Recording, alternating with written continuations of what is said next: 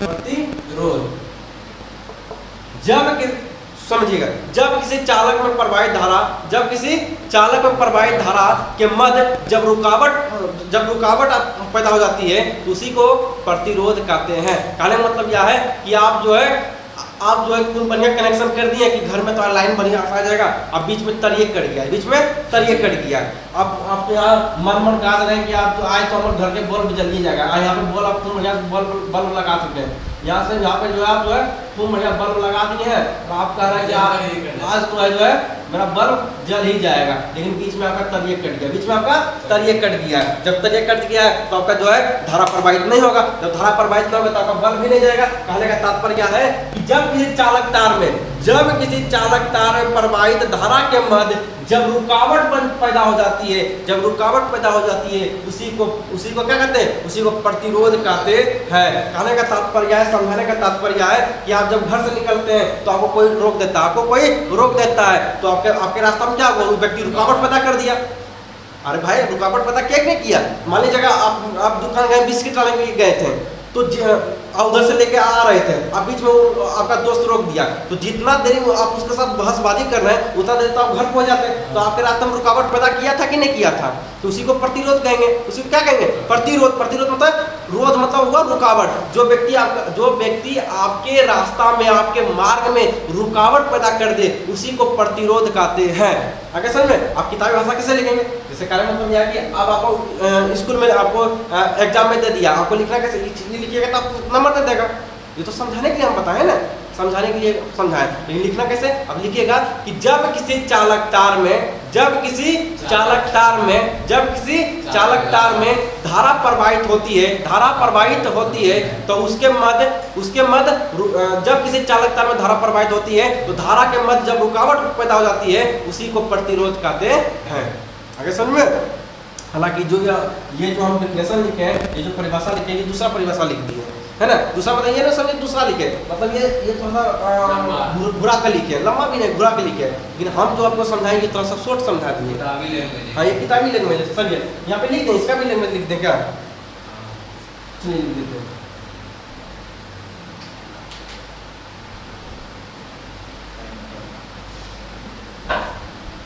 जब किसी चालक तार में प्रवाहित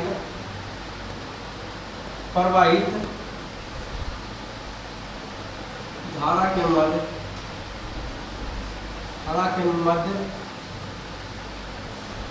रुकावट पैदा हो जाती है तो उसे प्रतिरोध कहते हैं। मात्रक इसका ऑन होता है, लिख लीजिएगा सब, मात्रक इसका ऑन होता है, मात्रक इसका ऑन होता है, ठीक है, याद रखिएगा।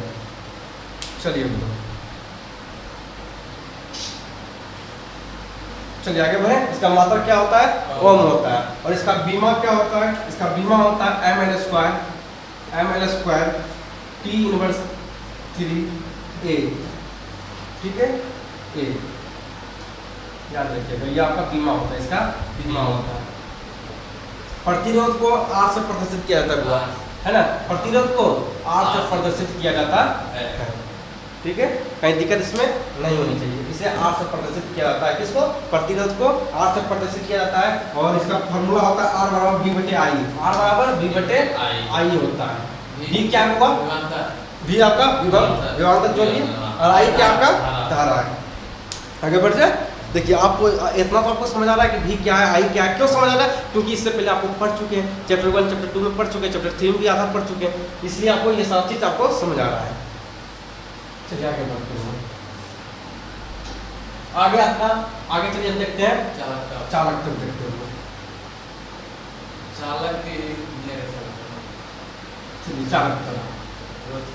चालक तब क्या होता है वो देखिएगा कि चालक तब प्रतिरोध के व्युत्क्रम को चालक तब कहते हैं, प्रतिरोध के व्युत्क्रम को चालक तब कहते हैं। कारण मतलब 1/प्रतिरोध, 1 बटे प्रतिरोध। कहने मतलब यह है किसी के व्युत्क्रम पर चालकता किसे कहते हैं? तो चालकता किसे कहेंगे? तो प्रतिरोध के व्युत्क्रम को चालकता कहते हैं। प्रतिरोध के व्युत्क्रम को चालकता, व्युत्क्रम मतलब उल्टा है ना, जो इसमें हो रहा उसमें नहीं होगा। समझ में? जो प्रतिरोध में हो रहा था वो उसमें नहीं होगा, उसी को कहते हैं, उसी को चालकता कहते हैं। तो चालकता किसे कहेंगे? तो प्रतिरोध के व्युत्क्रम, प्रतिरोध के व्युत्क्रम को ही चालकता कहते हैं। आपको ये सब पूछा गया है, इसलिए याद रखिएगा कि चालकता किसे कहेंगे? तो प्रतिरोध के व्युत्क्रम को ही चालकता कहा जाता है। आगे बढ़ जाए। और चालकता का मात्रा क्या होता है? ओम इनवर्स होता है, महो होता है और सीमेंस होता है। ठीक है, याद रखना है। ओम इनवर्स, महो और सीमेंस। ओम इनवर्स, सीमेंस, हाँ, ओम इनवर्स, महो और सीमेंस होता है। किसका मात्रक होता है? तो चालकता का मात्रक होता है। आगे बढ़ते हैं। बीमा इसका होता है बुआ, बीमा याद रखिएगा। तो बीमा इसका होता है M inverse 1, N inverse 2, T inverse 3, A inverse 2, A inverse 2। ठीक है, चलिए बीमा याद रख। हम आपको अगर बीमा याद रखने कोई दिक्कत ना है, सारा चीज फॉर्मूला बीमा याद करने के लिए सारा टिप लगाएंगे, सारा वीडियो एक पर्सनल वीडियो लाएंगे सबके लिए। ठीक है, लेकिन चैप्टर में है वो चैप्टर बाय चैप्टर पढ़ना पड़ता है ना। नहीं पढ़ाएंगे, कल आप ही सवाल कीजिएगा कि भैया आप बीमा नहीं बताते हैं, आप मात्रक नहीं बताते हैं, आप फॉर्मूला नहीं बताते हैं, तो हम परेशानी में फंस जाएंगे, है ना। इसलिए हम यहाँ भी सब लिखना पड़ता है। ये सब के लिए हमारा अलग वीडियो लाएंगे होगा, कितना फॉर्मूला किस चैप्टर में है, कितना किस चैप्टर में कितना जो है मात्रक है, बीमा है, सब आपके लिए जो है पर्सनल आपको क्लास लेंगे। आगे बढ़ते हैं। आगे आपका है विशिष्ट प्रतिरोध। विशिष्ट प्रतिरोध, आज हम प्रतिरोध के बारे में ज्यादा पढ़ेंगे। विशिष्ट प्रतिरोध, किसी चालक के किसी बिंदु पर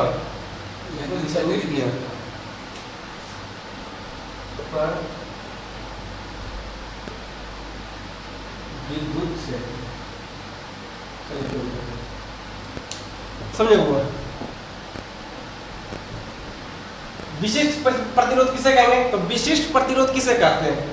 किसी चालक के किसी बिंदु पर, किसी चालक के किसी बिंदु पर, किसी चालक के किसी बिंदु पर विद्युत क्षेत्र की तीव्रता E, विद्युत क्षेत्र की तीव्रता E, वो पढ़ाए थे चैप्टर में, वाले में पढ़ा दिए थे। विद्युत क्षेत्र पढ़ाए थे ना, याद रखिएगा।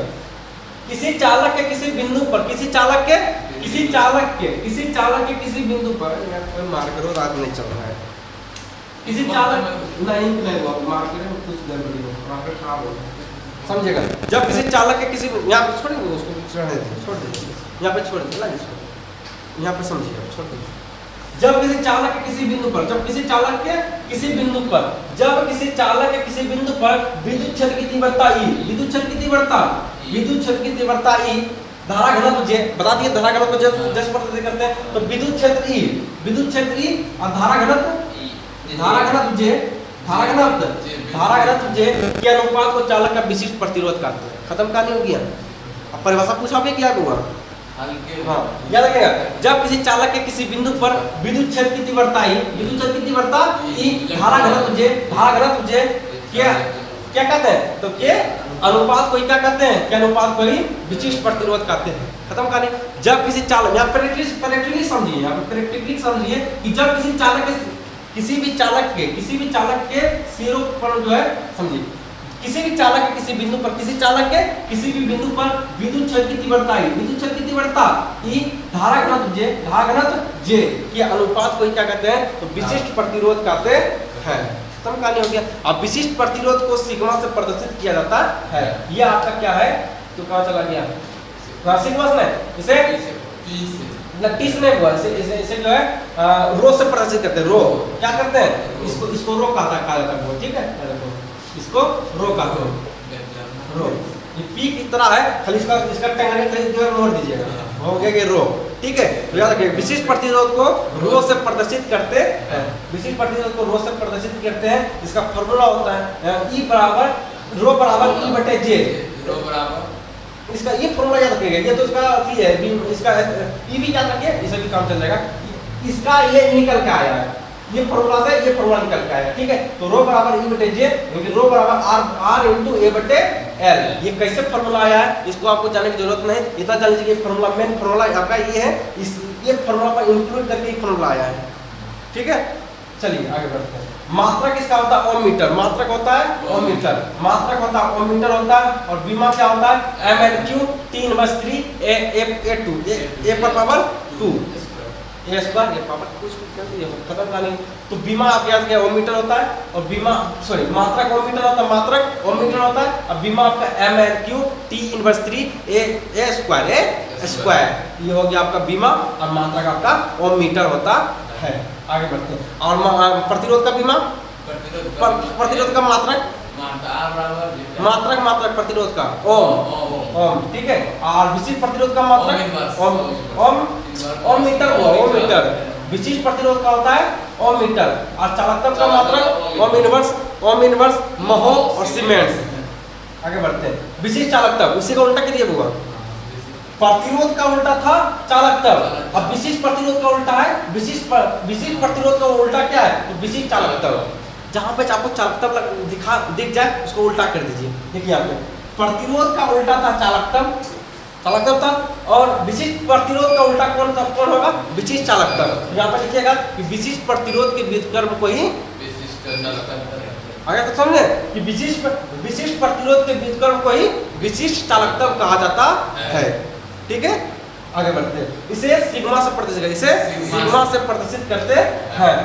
ये आपका क्या है ये आपका सिग्मा है ये आपका सिग्मा है इसे सिग्मा से प्रदर्शित करते हैं। मात्रक होता है ओम इनवर्स मीटर इनवर्स।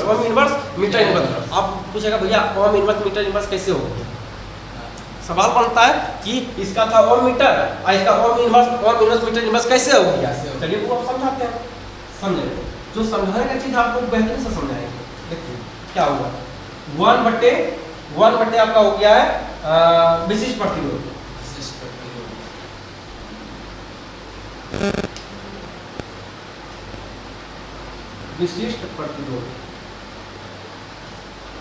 तो 1/1 इसी को उल्टा होता है तो 1 लिखे।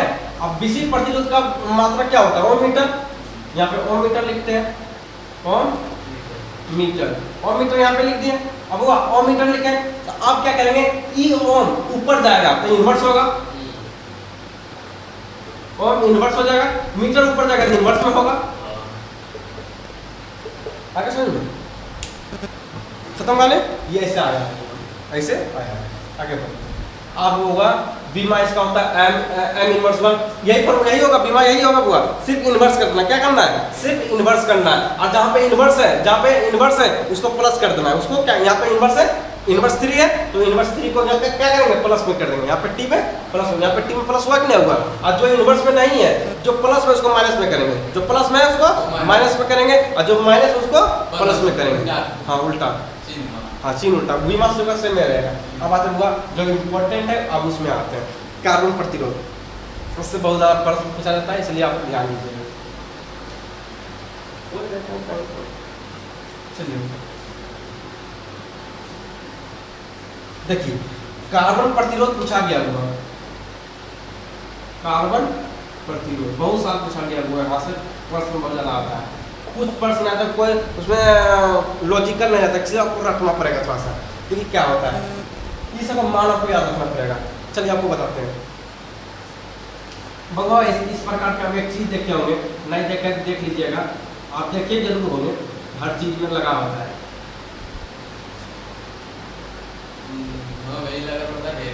है ना चार्जर में आता है इसको किट कहता है ना देखिए इतना किट आता है किट आता है बल्ब में भी लगा होता है एलईडी बल्ब में भी होता है लगा होता है और तरह के उपकरणों में लगा होता है ना तरह के उपकरणों में लगा होता है देखे भी होंगे।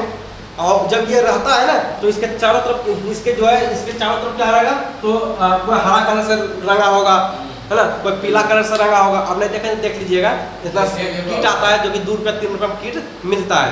ठीक है यही है आपका कार्बन प्रतिरोध क्या है कार्बन प्रतिरोध। आगे बढ़े देखिए ये जो चिन्ह आता है इसको ए कहते हैं दूसरा चिन्ह को बी कहते हैं तीसरा चिन्ह को सी कहते हैं और ये जो होता है डी होता है ये आपका डी होता है ये आपका क्या होता है डी होता है। इसका काम ये रहता हुआ कि ये जो करंट को जो है ना करंट को अधिक सप्लाई होने नहीं देता है जितनी जरूरत है उतनी ही सप्लाई होने देती है समझ में अधिक सप्लाई होने नहीं देता जितना जरूरत हो उतना ही उसमें जाएगा। हाँ, बेसी अगर आएगा तो खराब हो जाएगा। बेसी आएगा जैसे ही अगर ज़्यादा करंट फ्लो होने लगा, अगर ज़्यादा करंट फ्लो होने लगेगा तो ये क्या करेगा, तो वह जल जाएगा, वो ऑटोमेटिक जल जाएगा, है ना।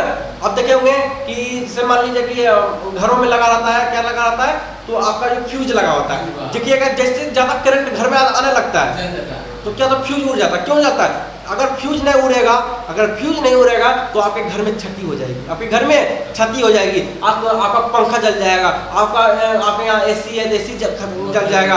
क्यों? क्योंकि करंट अधिक आया था, और करंट अधिक आया था, आपने क्या किया, आपने जो फ्यूज में जो तार जोड़ा जाता है, आपने फ्यूज में तार बहुत ज़्यादा मोटा जोड़ दिया है, आपने मोटा जोड़ दिए थे। इसलिए क्या हुआ, जब अधिक करंट आया तो वो तार गला नहीं, इसलिए क्या कीजिएगा, इसलिए जो है कम तार का यूज कीजिए, कम मोटा तार का यूज कीजिए, है ना, कम मोटा तार का यूज कीजिए, ताकि वो फ्यूज क्या हो, जब अधिक करंट आए तो वो तार जो है वो ऑटोमेटिक जो है वो गल जाए, उसका गलना कम हो जाए।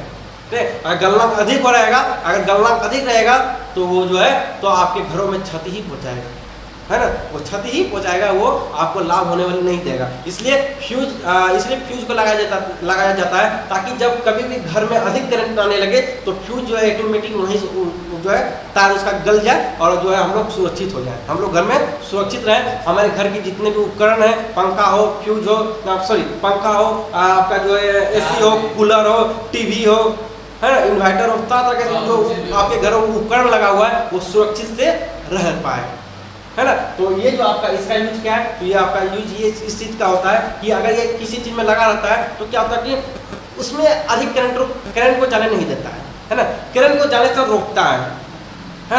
उसमें तो फ्यूज नहीं लगा रहेगा, यही क्या करता है, तो करंट को कम बेसी होता है, करंट को ज़्यादा सप्लाई होने उसमें नहीं देता है, कम सप्लाई होने देता है, जितना जरूरत है उतना ही देता है। जैसे देखिए चार्जर में क्या ज़्यादा करंट की जरूरत पड़ता है, अगर ज़्यादा आने लगे वो बैटरी जो है वो क्या करेगा, वो जो है चार्जर खत्म हो जाएगा। इसलिए चार्जर में देखिए बहुत लगा रहता है, छोटा बहुत लगा रहेगा, आप कभी ट्राई कीजिएगा, बहुत ज़्यादा लगा रहता है ना। और चार्जर में क्या कम करंट चाहिए, करंट कम चाहिए, हाई पावर का करंट लीजिएगा तो आपका मोबाइलों में नुकसान होगा, है ना। आगे बढ़ते हैं, ये आपका जो लकीर जो होता है, जो लकीर बना रहता है उसको ऐसे हम दर्शाते हैं 20 से 30 से, ठीक है। 3 लकीर, ज़्यादा लकीर भी उसमें बना नहीं रहता, वो 2 से 3 लकीर रहता है, ठीक है, 2 से 3 लकीर रहता है उस पर।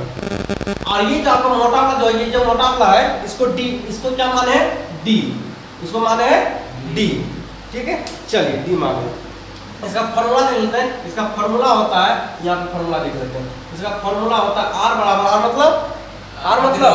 आर मतलब प्रतिरोध, A B 10 to the power C, A B गुने 10 to the power C plus D percent. चलिए हुआ, आप पूछिएगा भैया ये फॉर्मूला लिखा दिया, इसका यूज कैसे करेंगे, वो सब बताएगा, रुकिएगा पहले इसको याद कीजिएगा तब काम चलेगा। देखिए हम क्या लिखते हैं, काला, भूरा, लाल, नारंगी, पीला, हरा, नीला, बैंगनी, सलेटी, सफेद, इतना कलर का ये आपका रहता है। कोई काला कलर का रहेगा, कोई ब्लू रहेगा, कोई हरा रहेगा। अगर कोई हरा नहीं तो ब्लू, देखिएगा हर एक कीट पर अगर ऐसा कीट अगर आपके पास अगर कहीं पर होगा, आप घर जाइए चार्जर में देखिएगा लगा रहता है, तो देखिएगा कि हर एक कीटों पर जो है तरह के कलर लगा रहता है ना, तरह के कलर होगा कीटों पे। तो कोई काला कलर का होगा, कोई सफेद कलर का होगा, कोई हरा होगा, कोई ऑरेंज होगा, ठीक है।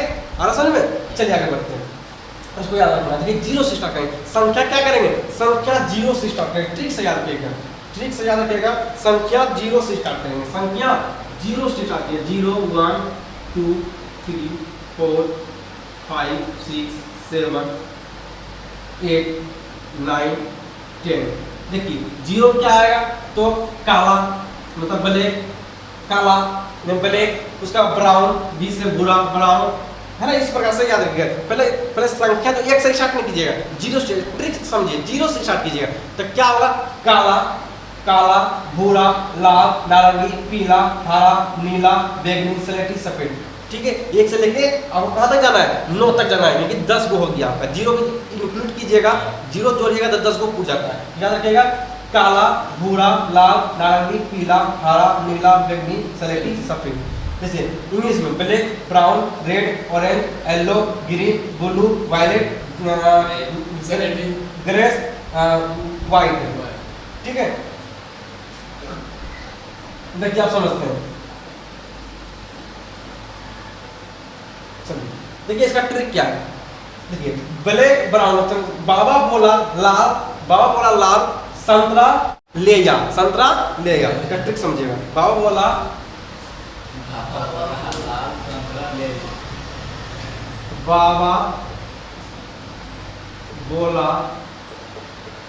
लाल, संतरा ले जा। देखिए बाबा बोला देखिए बी से ब्राउन, बी से स्टार्ट करते नहीं करते। बाबा मतलब बी से ब्राउन, बोला मतलब बी मतलब बोला मतलब ब्लैक, ब्राउन, लाल मतलब लाल मतलब रेड और लाल संतरा संतरा का ऑरेंज, संतरा ऑरेंज, ले जा मतलब वाइट, ले या तो हो गया black, brown, red, black, brown, red, orange, yellow, है ना। Black, brown, red, orange. बाबा बोला लाल, संतरा ले जा। क्या कहलाना है? बाबा बोला लाल, संतरा ले जा। ग्रीन, ब्लू, वायलेट, ग्रेस और व्हाइट, ग्रे और व्हाइट याद रखना है। बाबा बोला लाल, संतरा ले जा। बाबा बोला लाल, संतरा ले जा। कैसा संतरा लेना है? ग्रीन, ब्लू, वायलेट, ग्रेस और व्हाइट। ठीक है, याद रखना। संतरा कैसा लेना है तो उसको समझा दिया कि बोला ग्रीन लेना है, ब्लू लेना है, वायलेट लेना है, ग्रेस लेना है और व्हाइट लेना है।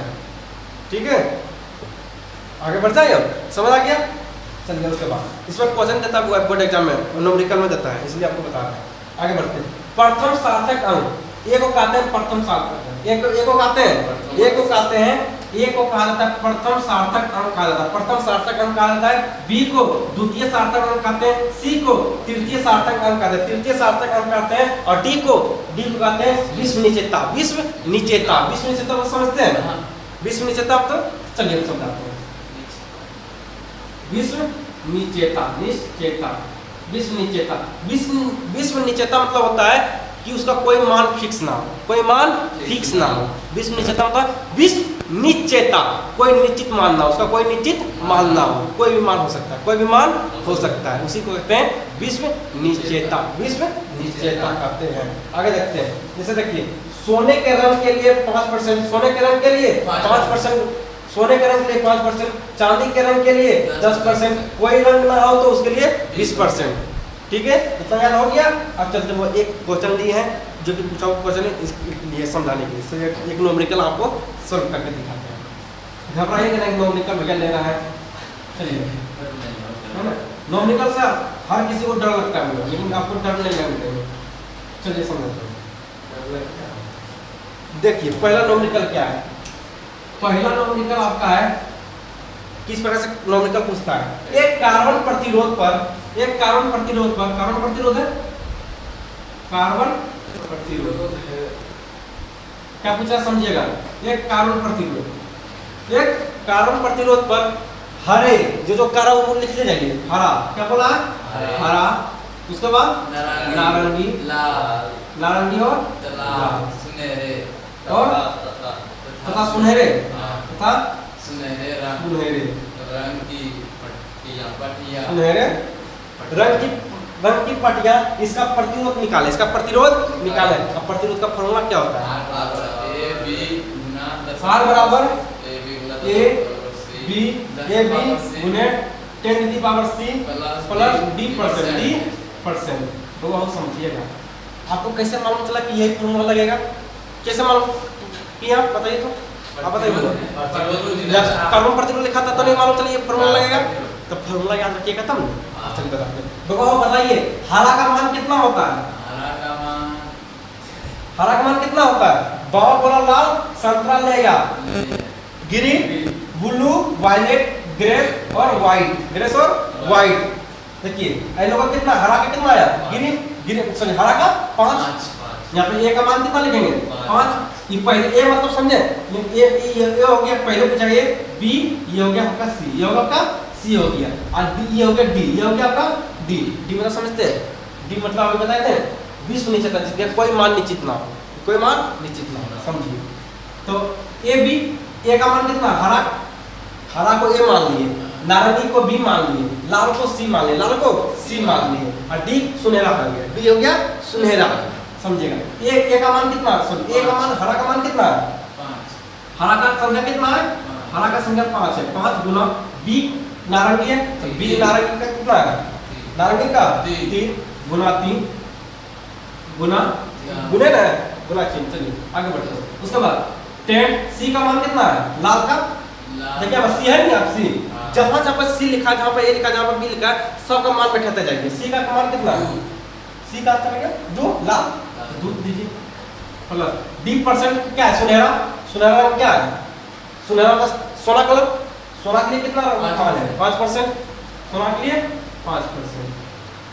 समझ में, यहाँ तक कोई परेशानी किसी को, आगे बढ़ते हैं। 5 का 5 पर 10 पंक्ति आई 15 गुना 10 टू द पावर 2 प्लस 5%, यही आपका आंसर है।